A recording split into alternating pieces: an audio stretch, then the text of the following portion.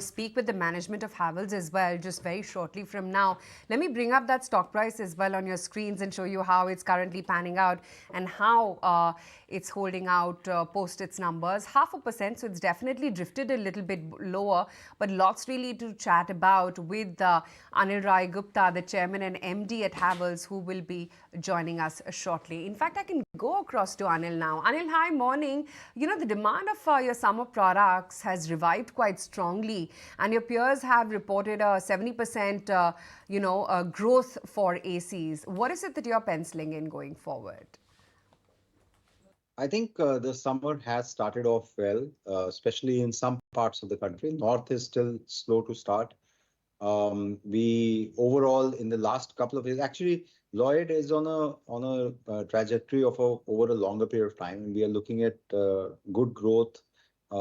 Even in the last couple of years, Lloyd has grown by almost 30% CAGR because we do feel that there's a huge potential, and obviously a good summer helps. The last few years we were marred by not having a great summer because of initially COVID and then intermittent rains last year. So this year it seems like a good start to the year, and so hopefully it will continue to do well. As I said, North has still not started kicking in. Hopefully, full summer will be in the month of May and June as well.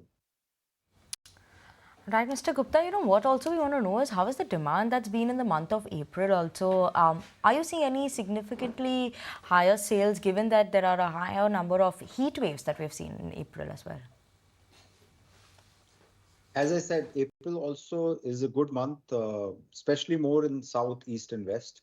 And so demand both for air conditioners, air coolers and fans has been much better than last year.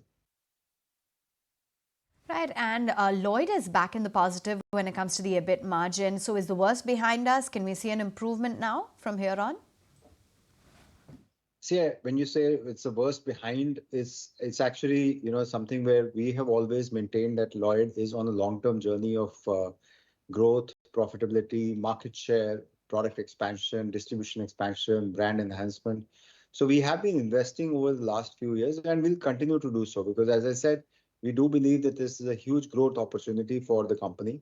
It's a very large market and there is good opportunity to grow not only the existing product categories, but in newer product categories like refrigerators, washing machines and all. And so we'll continue to invest in this business. And, as volumes grow, as manufacturing efficiencies continue to enhance, there will, any business will obviously be churning out profits. Again, we can't look at quarter on quarter, but definitely over a longer period of time, we plan to have a good combination of growth, market share and profitability. Right. So given that you're a proxy play to real estate as well, have you already started seeing a big pickup in demand when it comes to lighting cables? Last 6 months or so, the industrial and infra was doing well anyway, but in the last 3 or 4 months, we started seeing some improvement in the consumer side also and the real estate side also. Hopefully, this should continue. Unfortunately, there has been some volatility in raw materials in the last couple of months. I just hope that it also tames down so that the demand scenario does not get affected. But overall, things are looking better. Mr. Gupta, specifically, right, B2B also, that also is supported by the real estate boom that we're seeing. So, what do you see and how is the demand there in terms of the trend, specifically in the tier 2, tier 3 cities? Well, the B2B side is more in the tier 1 cities and tier 2 cities, and that continues to drive strong. The government infrastructure push is also very strong right now. The industrial capex cycle has also started reviving. So overall, it means good for our switchgear and our cables and wires business, also our lighting, professional lighting business. So that has been doing well for the last couple of years and will continue to do so. Okay, and margins sequentially have remained at the same level, but on a year-on-year basis, they've declined. So what's the outlook for your margins? And question is, for FY25, are these levels sustainable? And if you can just throw light on your ad spends? Overall, the EBITDA margins are on the positive side, and with Lloyd also turning around, things will definitely look better from here. There's a lot of cost efficiency programs running in the organization so that we don't have to pass on cost increases to the market in the same manner. So there is definitely a lot of work happening there, and we'll definitely want to see improvement on the margins in the coming years. Advertising continues to be a very strong play for the organization. Most of our product categories, we overall we advertise close to about 3.5% of our revenues, and that continues to remain as a part of our brand investment. Right. And what segments will be driving the growth for your company in FY25?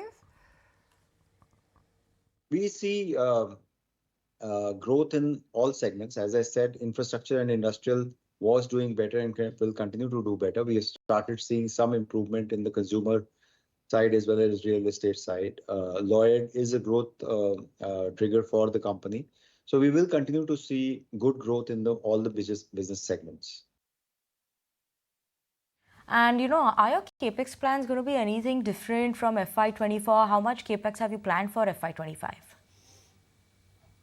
Last year, the company has invested close to about 700 crores in capex, and going forward, also we plan to invest on close to about 800 crores. Okay, Mr. Gupta, thank you so much for joining in with us this morning on ET Now, talking to us about your capex plans as well as in terms of the outlook for the company going forward. If you like this video, then like, share and subscribe to ET Now.